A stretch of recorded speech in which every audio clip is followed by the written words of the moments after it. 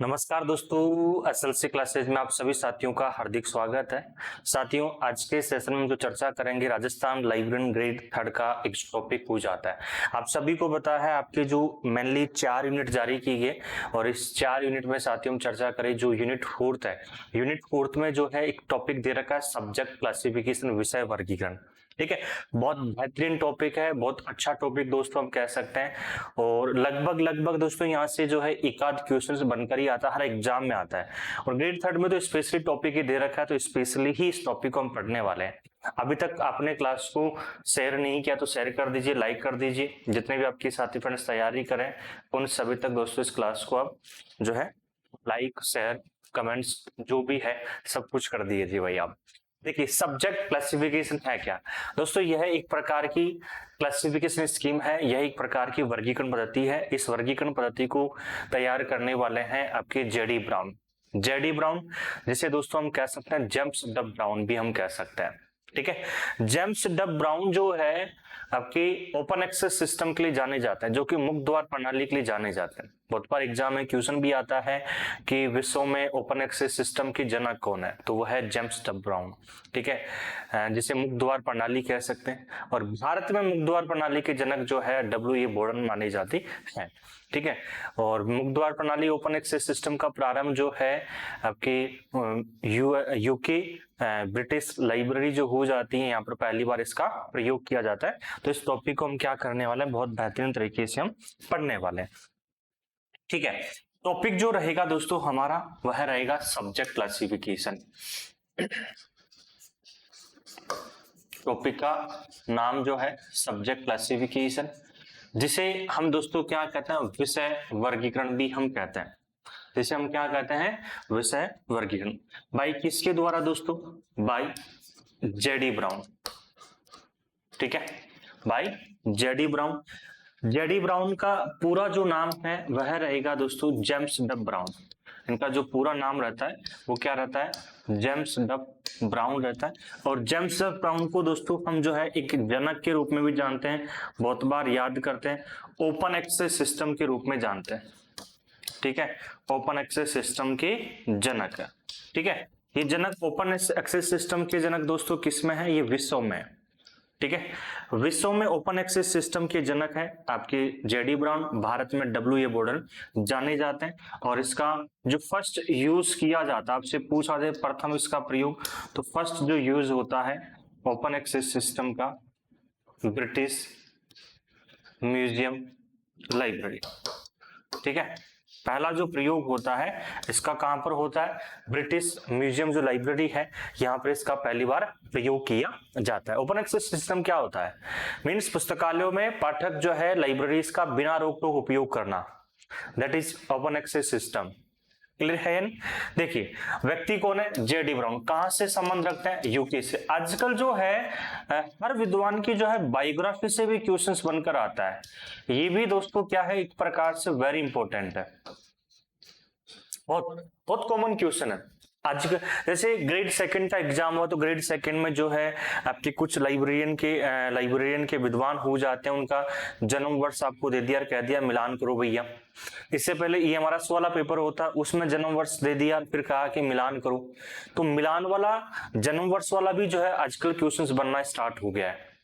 ठीक है, तो वेरी इंपॉर्टेंट है हर व्यक्ति की, मतलब आप ग्रेड थर्ड में एग्जाम की तैयारी करने जा रहे हो तो लाइब्रेरी साइंस में जितने विद्वान हैं, ठीक है, उन सभी विद्वानों की आपको कम से कम उनका जन्म वर्ष, मृत्यु वर्ष, कहां से संबंध रखते हैं और किस क्षेत्र में किस प्रकार से उन्होंने कार्य किया, ये आपको याद रखना है। जैसे जेडी ब्राउन, आपके C A Cutter, H A Bliss, एनील मेगन, doctor S R Ranganathan, Melvil Dewey, ठीक है, और Henri La Fontaine, Paul Otlet, CMW Hanson हो जाता है। ऐसे बहुत सारे विद्वान जो हो जाते हैं आपकी, इन सभी विद्वानों की आपको डेट ऑफ बर्थ, आपका इनका मृत्यु वर्ष, कहाँ से संबंध रखते हैं, किस देश से संबंध रखते हैं, स्पेशली कौन सी लाइब्रेरी से संबंध रखते हैं, हम बात करें ये भी मिल जाता है। तो ये सब चीजें आपको कॉमन चीजें हैं, याद रखना है, जो कि आजकल पहले यूजीसी नेट में प्रचलित है ऐसे क्वेश्चन, वो आपके कॉम्पिटिशन में भी आना स्टार्ट हो चुके हैं। तो ये चीजें आपको ध्यान रखनी है। ठीक है, तो स्टार्ट करें। देखिए, जेम्स डब ब्राउन, जिसे हम दोस्तों जेडी ब्राउन के नाम से जानते हैं। जेडी ब्राउन से दोस्तों आप मोटिवेशन भी ले सकते हो, क्योंकि ये वो व्यक्ति है जिन्होंने क्लासिफिकेशन स्कीम तैयार की।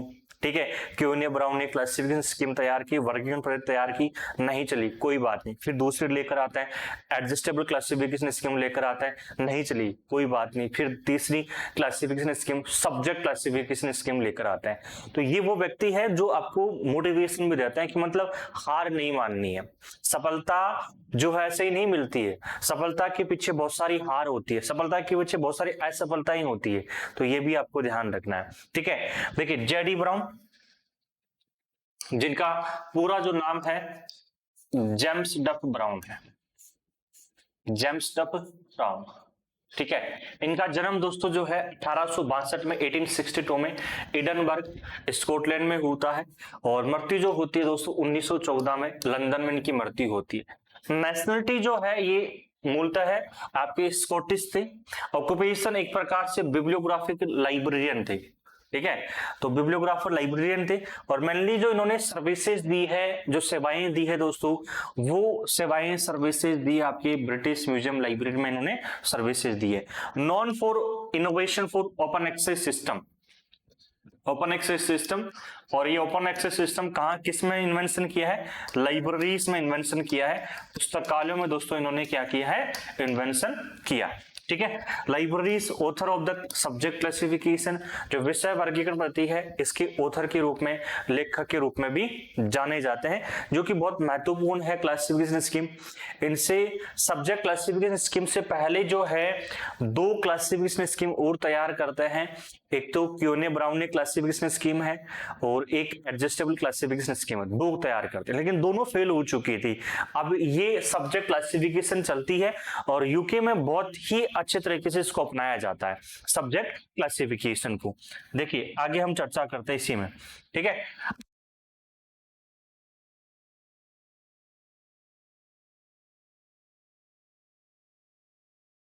ठीक है, मेनली इनके बारे में बेसिक से हमने चर्चा की है जेडी ब्राउन की।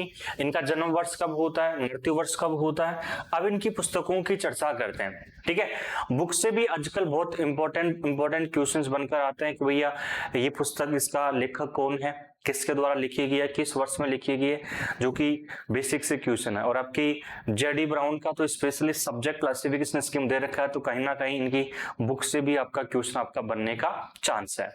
ठीक है, देखिए बुक्स के नाम कौन कौन से सीधे सीधे याद करना है, इनमें कुछ ज्यादा समझने वाला भी नहीं है।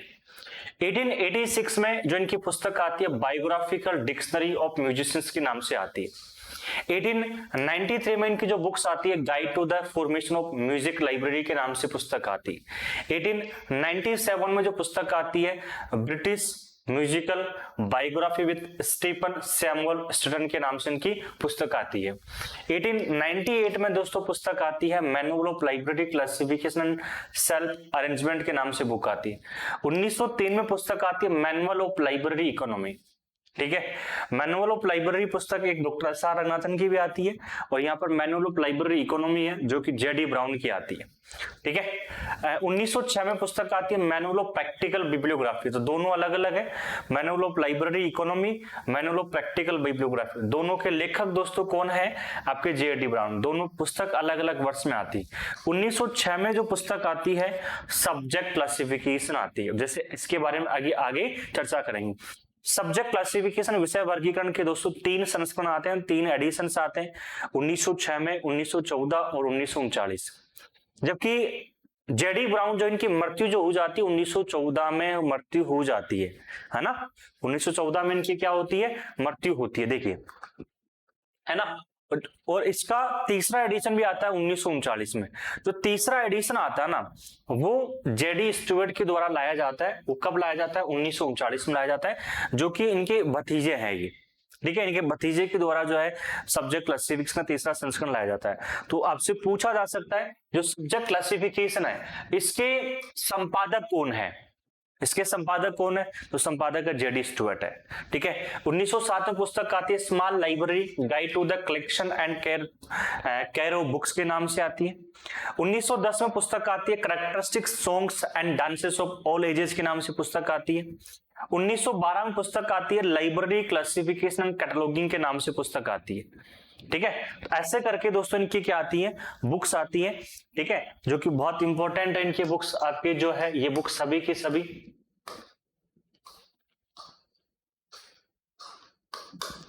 बाय जेडी ब्राउन के द्वारा। ठीक है, इंपॉर्टेंट है और थोड़ा सा इनको जो है आपको फोकस करना है, क्योंकि आपके सब्जेक्ट क्लासिफिकेशन में अलग से जेडी ब्राउन की बायोग्राफी के रूप में पढ़ रहे हैं। अब देखिए भाई, आगे हम चर्चा करते हैं। जेडी ब्राउन की हम चर्चा करें तो सब्जेक्ट क्लासिफिकेशन है क्या, ठीक है, और इसमें किस किस का प्रयोग यहां पर किया जाता है। जो टॉपिक रहेगा हमारा subject classification.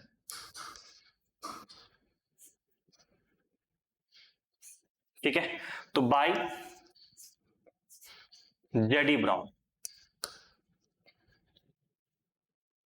Okay, subject classification की जो टोटल एडिशन है,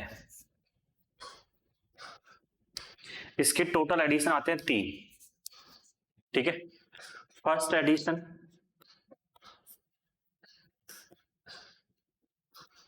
उन्नीस 1906 में आता है। सेकेंड एडिशन 1914 में आता है और थर्ड एडिशन जो है यह 1939 में आता है। ये 2 एडिशन जो है ये है आपके बाय जेडी ब्राउन के द्वारा। ठीक है, और इसको आपके हम कह सकते हैं स्टुअर्ट जो हो जाते हैं। ठीक है, स्टुअर्ट के द्वारा इसको संपादित किया जाता है, जो कि जेडी ब्राउन के क्या होते हैं? भतीजे होते हैं। ओके है नहीं? देखिए, इसी सब्जेक्ट क्लासिफिकेशन जो है, इसी सब्जेक्ट क्लासिफिकेशन में आपके एक प्रिंसिपल का प्रयोग किया जाता है, एक सिद्धांत का प्रयोग किया गया। इस प्रिंसिपल का जो नाम है दोस्तों वन प्लेस थ्योरी है। इस प्रिंसिपल का नाम क्या है? वन प्लेस थ्योरी, जिसे हम कहते हैं एक स्थान सिद्धांत। जिसे हम क्या कहते हैं? एक स्थान सिद्धांत के नाम से जानते हैं। ठीक है, और ये आपके सिलेबस में अलग से भी दे रखा है, वन प्लेस थ्योरी, एक स्थान सिद्धांत। एक स्थान सिद्धांत, पहला क्वेश्चन तो बनता है एक स्थान सिद्धांत का प्रयोग किसमें किया गया? तो एक स्थान सिद्धांत का प्रयोग सब्जेक्ट क्लासिफिकेशन। होता क्या है? पुस्तकालय में एक विषय से संबंधित पुस्तकों को एक ही स्थान पर व्यवस्थापन करना। मीन्स जो आपका लाइब्रेरी में जो बुक्स होती है, उन बुक्स को एक विषय से संबंधित जो पुस्तकें होती है उनको एक ही स्थान पर। आपकी जो अलमारियां हैं, जैसे अलमारी है, सपोज करते हैं कोई अलमारी है, ठीक है, ये अलमारी है आपकी फिजिक्स की, तो फिजिक्स की अलमारी है या ये एक अलमारी है, तो इसमें फिजिक्स की बुक्स रखी जा रही है, तो इसमें कोशिश कीजिए कि फिजिक्स की बुक ही रखें। जैसे लाइब्रेरी में पाठक जो आएगा, पाठक को पुस्तक की आवश्यकता हो, पाठक की पुस्तक यहाँ से अवेलेबल हो सके। दूसरी अलमारी है तो उसमें जो है उस विषय से संबंधित पुस्तकें रखिए, जैसे एक स्थान पर जो है आसानी से पुस्तकों को व्यवस्थापन कर सके और पाठकों की सूचनाओं की आवश्यकताओं की भी पूर्ति हो सके। ओके है नहीं? तो इसे हम क्या कहते हैं? एक स्थान कहते हैं। मीन्स ठीक है, तो आप इसको लिख भी सकते हो, पुस्तकालय में एक विषय से संबंधित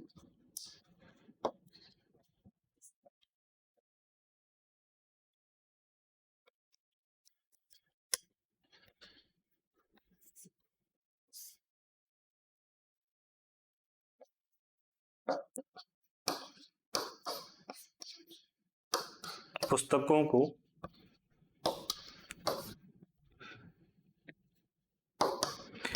एक ही स्थान पर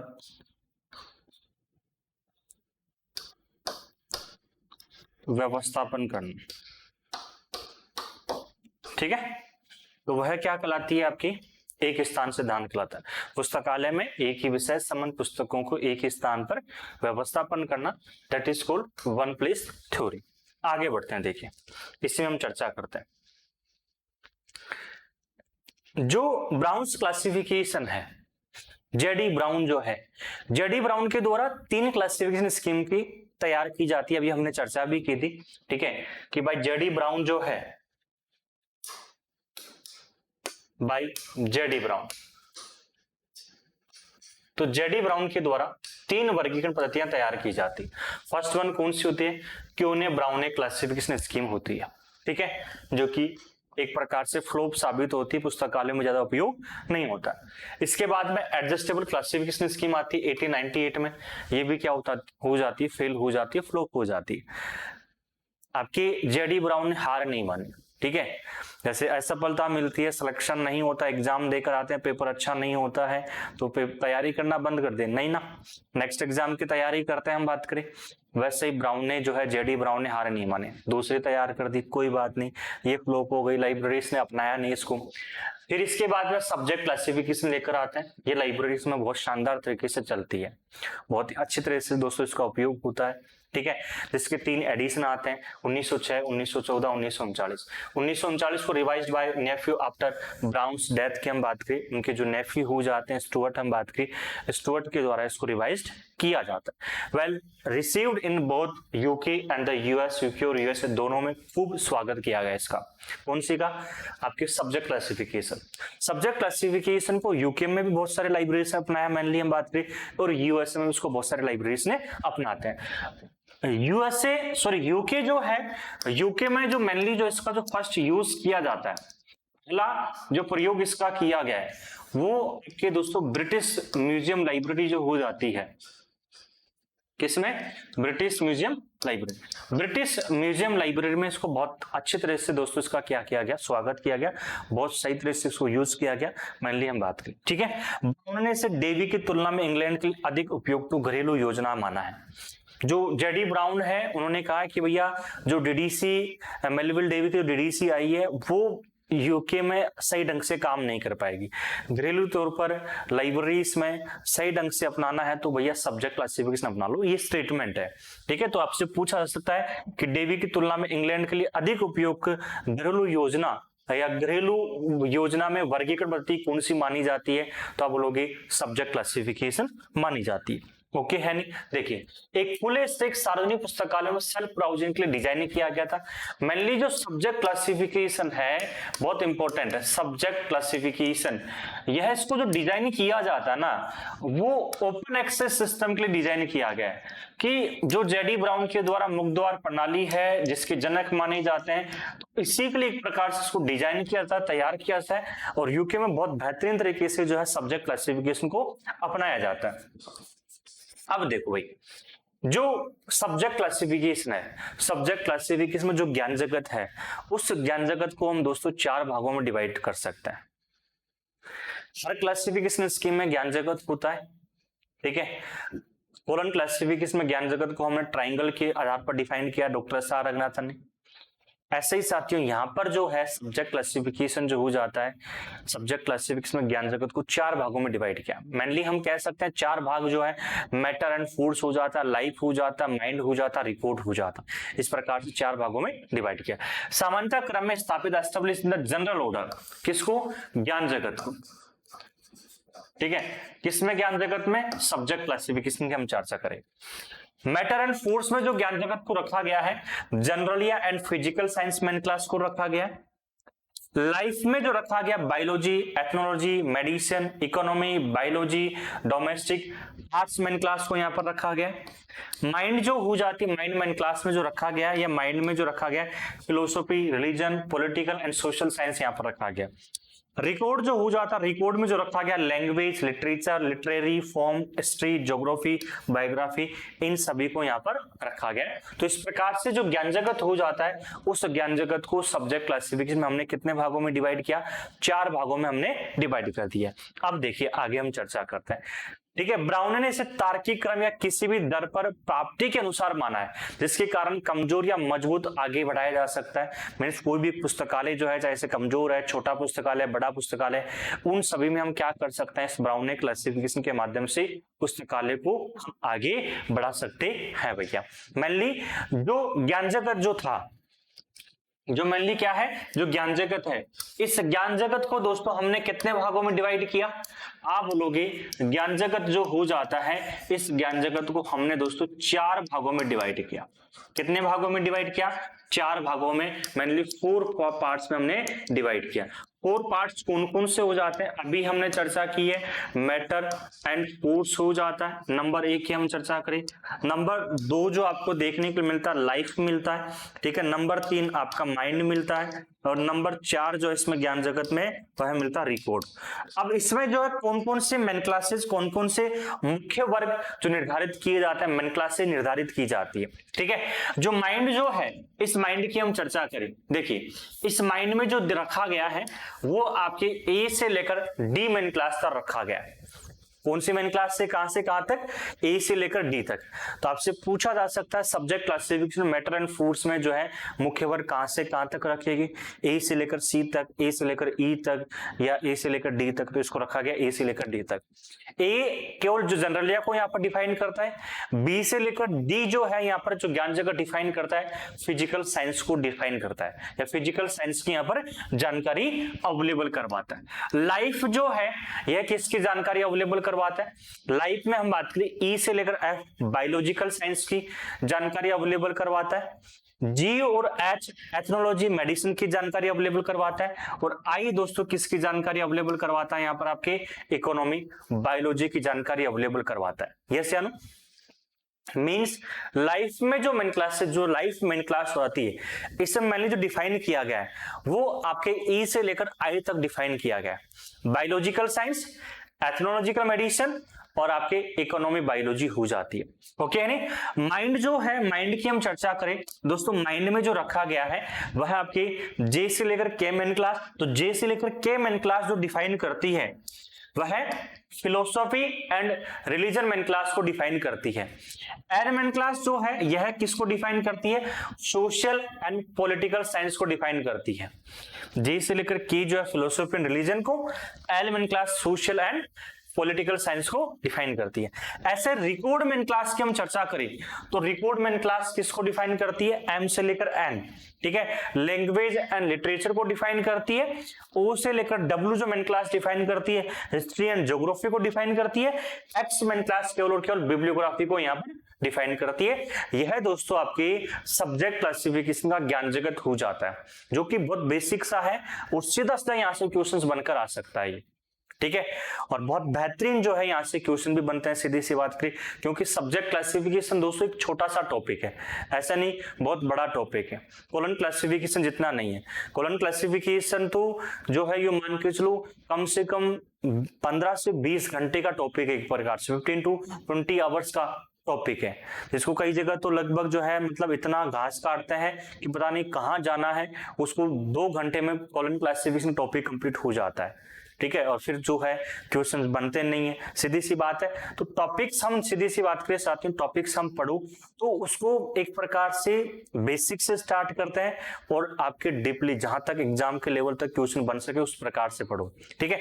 तो ये आपका सब्जेक्ट क्लासिफिकेशन का जो टॉपिक है ये दोस्तों क्या हो जाता है? कंप्लीट हो जाता है। तो जो सब्जेक्ट क्लासिफिकेशन है, अगर बेसिक से हम चर्चा करें, इसमें मेनली जो है ये आपका टॉपिक क्या हो जाता है? कंप्लीट, ठीक है। टॉपिक हो जाता है आपका कंप्लीट। अब इसके क्वेश्चंस हम डिफाइन करते हैं कि यहां से किस किस प्रकार के क्वेश्चंस आपके बनते हैं।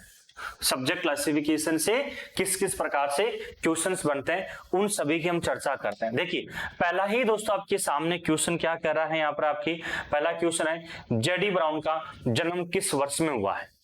जेडी ब्राउन का जन्म किस वर्ष में हुआ? 1862, 1914, 1885, 1876।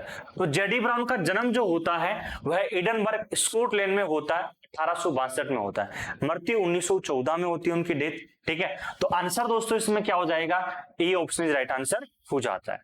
नेक्स्ट क्वेश्चन देखिए, बायोग्राफिकल डिक्शनरी ऑफ म्यूजिशियंस के लेखक कौन है? बायोग्राफिकल डिक्शनरी ऑफ म्यूजिशियंस के लेखक कौन है? ठीक है। तो जेडी ब्राउन की जितने बुक्स हो जाती है ना, उन सभी बुक्स को आपको याद करना है। बहुत इंपॉर्टेंट क्वेश्चन, सीधा सीधा क्वेश्चन बनेगा। तो इसके लेखक दोस्तों कौन है? जेडी ब्राउन है, ठीक है। सब्जेक्ट क्लासिफिकेशन किसके द्वारा प्रकाशन किया गया? तो आप सभी को पता है सब्जेक्ट क्लासिफिकेशन दोस्तों किसके द्वारा, बाय जेडी ब्राउन के द्वारा। सब्जेक्ट क्लासिफिकेशन के जो टोटल एडिशन आते हैं कितने आते हैं, 3 एडिशन आते हैं। पहला कब आता है, 1906 में आता है, दूसरा कब आता है 1914 में आता है, और तीसरा कब आता है 1939 में, जो कि इनके नेफ्यू जो है इनके द्वारा इसको संपादित किया जाता है स्टुअर्ट के द्वारा। ओके है नहीं। देखिए सब्जेक्ट क्लासिफिकेशन का प्रथम संस्करण जो है किस वर्ष में हुआ या किस वर्ष में प्रकाशन होता है, तो सब्जेक्ट क्लासिफिकेशन का प्रथम संस्करण जो है 1906 में इसका प्रकाशन होता है।